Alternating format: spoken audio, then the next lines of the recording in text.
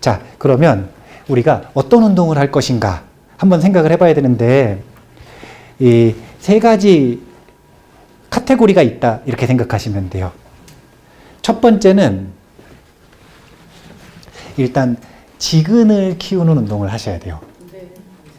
두 번째는 속근을 키우는 운동을 하셔야 돼요.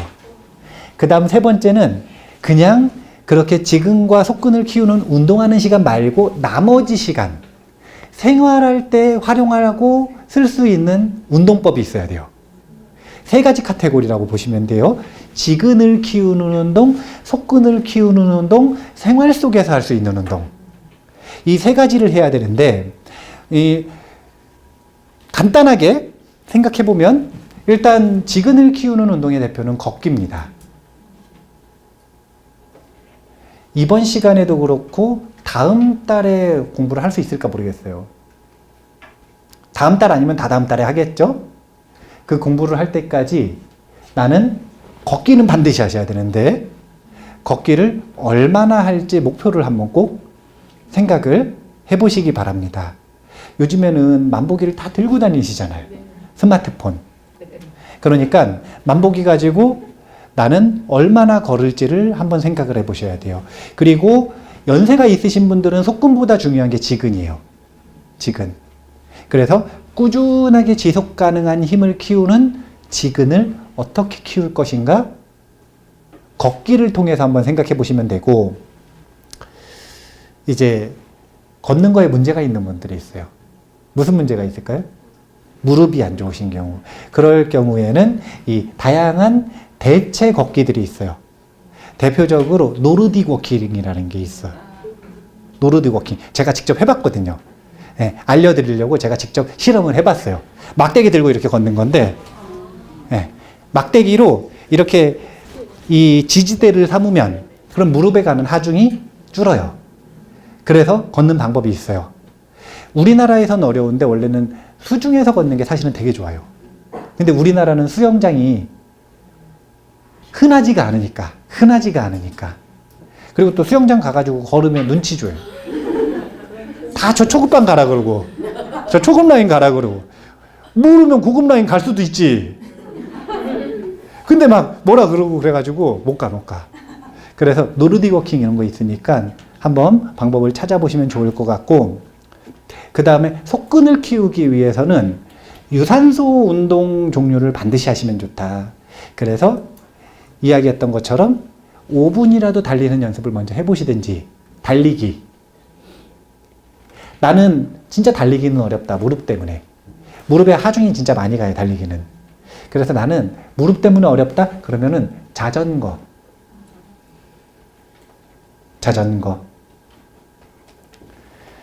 혹시 자전거 타실 분들은 자전거를 잘 고르셔야 돼요. 자기 몸에 맞는 걸로. 자전거도 사이즈가 있다는 걸 아셔야 돼요. 제가 자전거 작은 거 타다가 무릎이 나갔거든요. 자전거를 작은 걸 타면 어떻게 되느냐? 이렇게 되거든요. 그리고 무릎도 다 못 펴요. 그럼 어떻게 되냐면은 이렇게 밀다가 무릎에 연골이 찢어져. 그래서 제가 여기 무릎이 연골이 찢어져 가지고 여기 오금에 물이 찼어요. 여기 이만큼 부어 올랐어요. 그러면 운동을 그만해야 돼요? 계속해야 돼요? 계속해야죠. 치료도 안 받고 계속했더니 나았어요. 그렇죠. 젊으니까 그런 거예요. 절대 따라하면 안 돼요.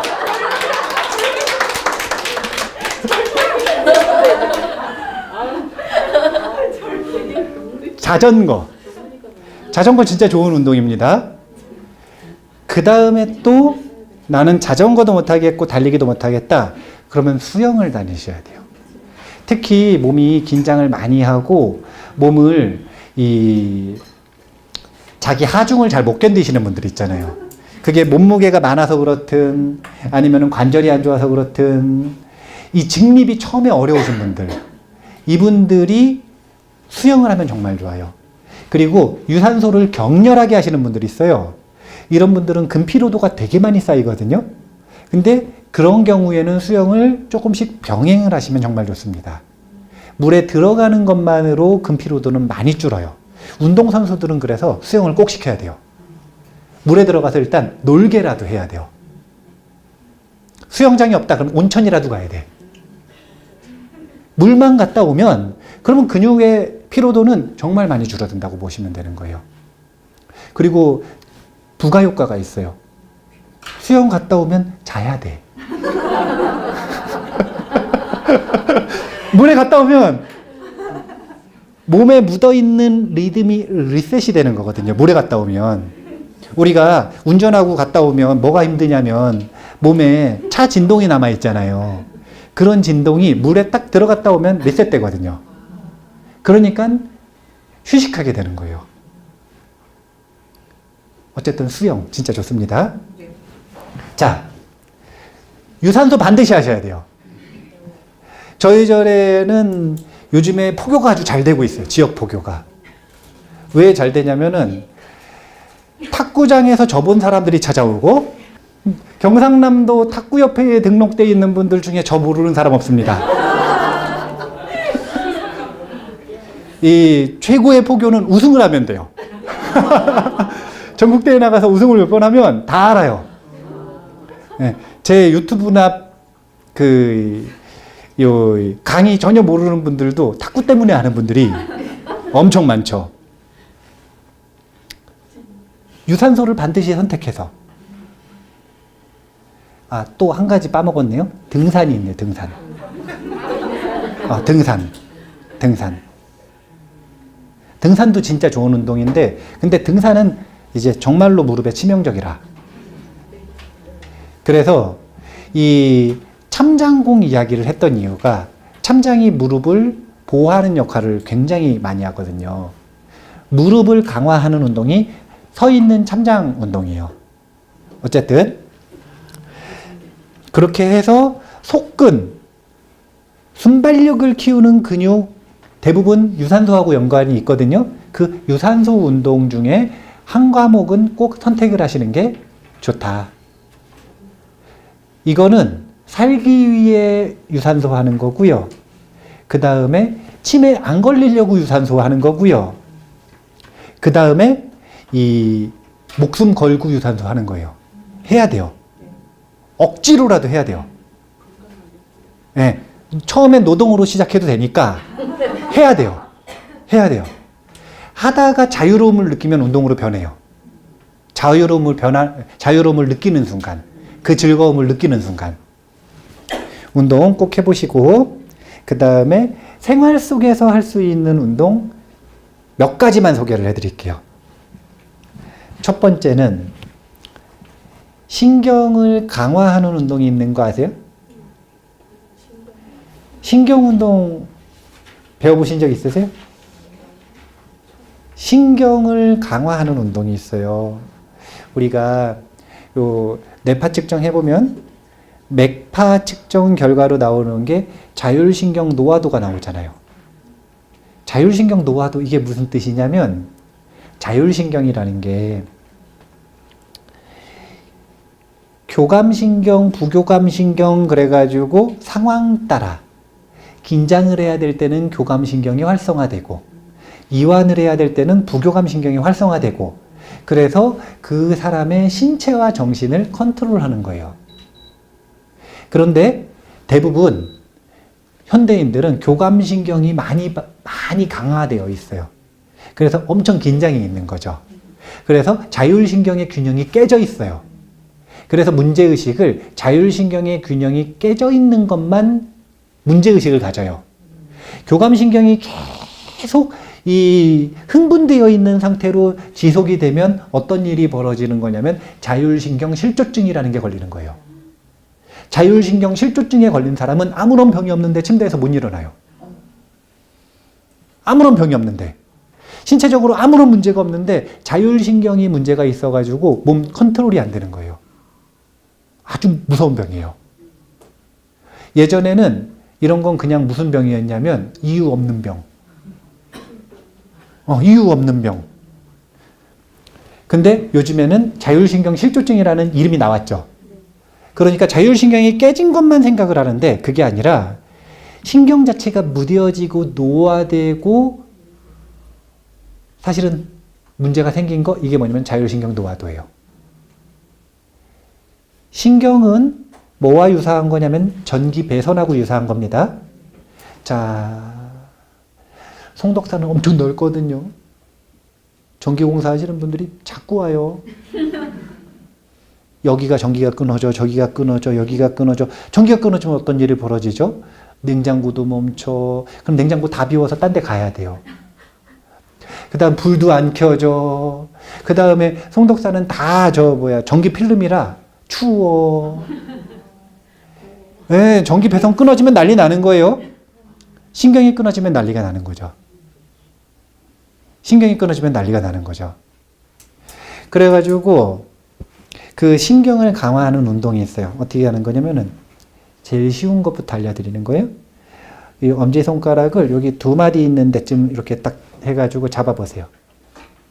여기 한 마디, 두 마디, 엄지손가락에 한 마디, 두 마디 요쯤 딱 잡아가지고 이렇게 주먹을 쥐신 다음에 앞으로 딱 내밀고 손목을 아래로 꺾어보세요. 아프세요? 네, 부담이 될 때까지 꺾어보세요. 양쪽 다. 네 번째에다 할까요? 자, 그러면 가운데 말고 더 꺾게. 네 번째에다가. 그래가지고 꺾어보세요. 그러면 아픈 데가 있죠? 지금 그게 뭐냐면 신경이 위축되어 있고 노화되어 있다는 거예요. 그거를 꺾었다가 이완했다가 꺾었다가 이완했다가 이게 지금 신경망 전체를 자극하는 운동이에요. 물리적으로 신경회로를 자극할 수 있는 운동. 그러니까 시간이 나실 때, 앉아있을 때 이런 다른 운동을 할 수가 없으니 이런 운동을 하시면 돼요. 해가지고 이게 신경을 자극하고 신경을 젊게 만드는 운동이다.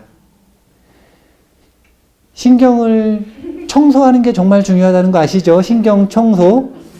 예, 제가 책 소개를 한번 했던 것 같은데 신경 청소 혁명이라고.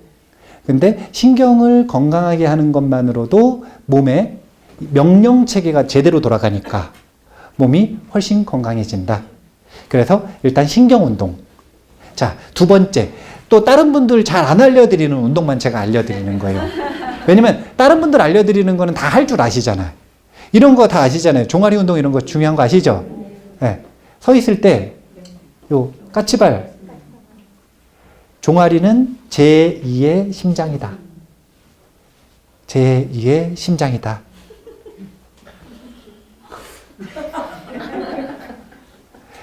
이런 거 다 아시니까, 이런 거 다 아시는 건 알아서 하시고, 그거 말고 제가 알려드리고 싶은 두 번째 운동, 이거는 뭐냐면 항문 운동입니다.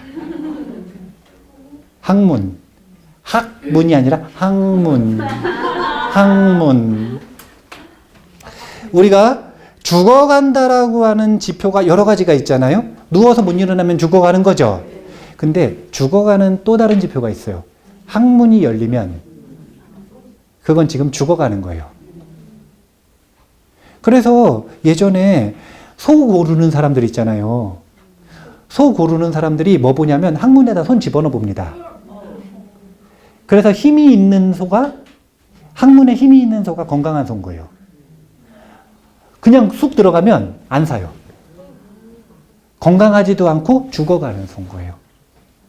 항문이 열린다, 내 뜻에 안 맞게. 그게 뭐냐면은 똥이 막 나오는 거잖아요. 그렇잖아요. 근데 중요한 건 그렇게 항문의 힘이 점점 사라지는데 왜 그걸 역행하는 운동을 안 하느냐 이거예요. 항문을 힘을 되찾는 운동이 있죠. 그건 뭐냐면 조이는 거예요. 항문을 조였다가 풀었다가 조였다가 풀었다가 다 하고 계시죠?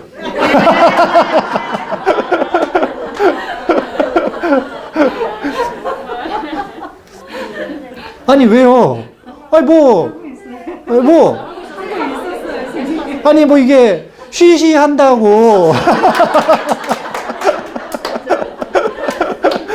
이게 뭐 쉬쉬한다고 자동으로 뭐 건강해지는 부위도 아니고, 이게 여러 가지 부위들 중에 가장 문제가 생기면 부끄러운 부위란 말이에요. 문제가 안 생기게 해야지. 예. 항문에 문제가 생겨가지고 이렇게 누워있어 봐요. 병원 가가지고. 엄청 부끄럽거든요. 근데 그냥 별것도 없어요. 앉아있을 때나 일어서 있을 때 항문을 한번 몇 번이나 쪼여볼까? 하나, 둘, 셋, 넷, 다섯, 여섯, 일곱, 한 20초 걸릴까요? 10번? 생각날 때 한 10번씩 항문을 조이는 거예요. 조였다 풀었다 조였다 풀었다. 아니 이게 되게 중요한 거라니까요. 내가 누구한테 배운 거냐면 절 전문가 스님한테 배운 거예요. 이 스님 3000배 백일기도 밥 먹듯이 하는 분이고 만배씩도 매일매일 만배씩 하고 막 이런 스님이에요. 근데 이 스님이 절을 시작하고 끝낼 때 가장 중요하게 생각하는 지표가 항문을 조이는 거예요. 이게 바로 절을 할 때 힘이 빠져나가지 않고 힘이 차는 절의 기본이에요. 항문이 열려있는 상태에서 하면 에너지가 응집이 되지 않고 나가버려요. 그래서 절을 하면 할수록 힘들어. 그런데 절꾼들은 절을 하는 몸놀림의 전문가들이라는 거잖아요. 이 사람들은 절을 딱 하고 나잖아요. 3000배 딱 하고 나면 얼굴이 환해져 있어요. 에너지가 차가지고. 근데 그 기본, 시작이 되는 게 바로 항문. 항문이 왜 중요할까요? 7개의 차크라 센터 중에 가장 아랫단계에 있는 기저차크라 있는 곳이 바로 항문 근처예요. 그래서 항문을 조였다 풀었다 하는 것은 기저차크라 있는 곳을 자극하고 강화하는 거예요. 그쪽에 에너지가 활발하게 만들도록 하는 거예요. 여기가 활발해지면 신체가 활발해져요. 그래서 성욕도 막 강해지고요. 성욕이 없던 사람이 강해지는 게 나쁜 게 아니에요. 나쁜 게 아니에요. 건강해진다는 거예요. 성욕이 안 일어난다는 건 죽는다는 거예요. 죽어가고 있는 거예요. 죽어가고 있는 거. 항문이 있는 데를 계속 이렇게 조였다 풀었다 이렇게 함으로써 그 몸에서 쓸데없이 빠져나가는 에너지들, 흘리고 다니는 에너지들을 응축시키는 역할을 한다. 에너지 차원에서는. 그리고 기공의 차원에서는 기저차크라 있는 곳을 활성화시킨다. 근육의 차원에서는 항문이 열리는 걸 방지한다. 열리는 걸 방지한다. 그래서 걸을 때도 그 스님은 저한테 걸을 때도 그냥 걷는 게 아니라 올바로 걸어야 된다는 이야기를 자주 하시는데, 걸을 때 신경을 써야 되는 거 몇 가지만 알려드리고 오늘 이제 정리할 때가 거의 다 됐거든요. 걸을 때 뭘 신경 써야 되냐면, 첫 번째는 이렇게 앞으로 숙이고 걸으면 될까요, 안 될까요? 이거는 호모 사피엔스가 아니라 네안데르탈인. 네, 네안데르탈인이 이렇게 걷는 거예요. 네, 이거보다 더 숙여지면은 이제 침팬치로 변하는 거예요. 안 돼요. 이미 만약에 신체 조건이 이렇게 변했다. 그래도 일어서려고 노력을 해야지. 역행을 하려고 노력을 해야지. 그래야 생명으로 돌아가는 거예요. 죽음을 역행하는 거예요. 그 지표가 뭐냐면, 첫 번째는 어깨를 연다. 어깨를 여는 방법을 가장 쉽게 표현한 게 가슴을 내미는 거예요. 가슴을 탁 내밀고 걷는다. 그 다음 두 번째는 조금 이제 자기 혼자서는 감각이 좀 어려운데, 목의 선과 어깨선을 일직선으로 한다. 귀의 선과 어깨선을 일직선으로 한다. 이게 지금 거북목이 안 되어 있는 상태인 거예요. 그래서 거북목인 분들은 이렇게까지 뒤로 해야 되나라고 드는 그 지점까지 해야 일직선이 돼요. 자기가 이 정도면 뒤로 젖힌 거 아닌가? 이런 느낌이 들 때까지. 그만큼 앞으로 목이 꾸부정해져 있다는 거예요. 24kg. 큰일 나요. 이렇게 하고 이게 기본 자세. 그 다음에 발바닥을 신경을 쓰셔야 되는데 발바닥은 중간에 있는 지점 있잖아요. 사실은 이제 중간 중에서도 여기 용천에 대한 감각이 있으면 좋아요. 거기 이렇게 보면은 발이 이렇게 협곡처럼 이렇게 되어 있는 데 있어요. 거기가 용천혈이라 그러는데 거기가 정확히 어디냐 이런 건 중요한 게 아니고 그 부위가 땅바닥에 딱 힘주어줘 밀 수 있게 이렇게 그리고 이게 의학자들 전문가들마다 뒤꿈치가 닿아야 된다 안 닿아야 된다 이런 건 의견들이 다르거든요. 그런 것들은 자기 컨디션에 따라 참고하시고 척추에 무리가 가지 않게 하려면은 뒤꿈치를 대야 된다 안 대야 된다 이런 의견들이 많아요. 근데 그런 거 말고 요 가운데에 있는 그 용천혈 있잖아요. 거기 있는 데를 힘줘서 땅바닥을 탁 지탱하고 가면 그러면 힘이 차요. 걸을 때 힘이 생겨요. 그래서 두 번째는 발바닥에 신경 쓴다. 그 다음에 옵션으로 그 절하는 스님이 항상 얘기를 하신 게 항문을 조이고 걸어라. 항문을 조이고 걸어라. 그래서 항문 운동까지 제가 다른 데서 잘 강조하지 않는 두 가지 운동, 신경 운동, 그 다음에 항문 운동. 이 두 가지, 이거는 지근과 속근의 개념이 아니라 이건 지금 뭐냐면 생활 속에서 할 수 있는 운동에 대한 이야기를 한 겁니다. 이제 우리가 다음 시간에 할 수 있을지 없을지 모르겠어요, 사실은. 시간이 모자라가지고, 다음 시간에도. 근데 다음 시간에 만약에 못하면 개인적으로라도 몸을 쓰는 매뉴얼을 만드실 필요가 있어요. 나는 앉았을 때 어떻게 한다. 일어섰을 때 어떻게 한다. 나는 화가 날 때 몸을 어떻게 한다. 나는 뭐 배고플 때 어떻게 하고 사람을 만났을 때 어떻게 하고 시간이 남았을 때 어떻게 하고 이런 것들을 각각의 다 매뉴얼화를 해놓으면 되게 좋아요. 그럴 때 매뉴얼에 참고하시라고 신경운동도 알려드리는 거고 항문운동도 알려드린 거예요. 이런 것들을 중간에 활용할 수 있으니까 그 매뉴얼에.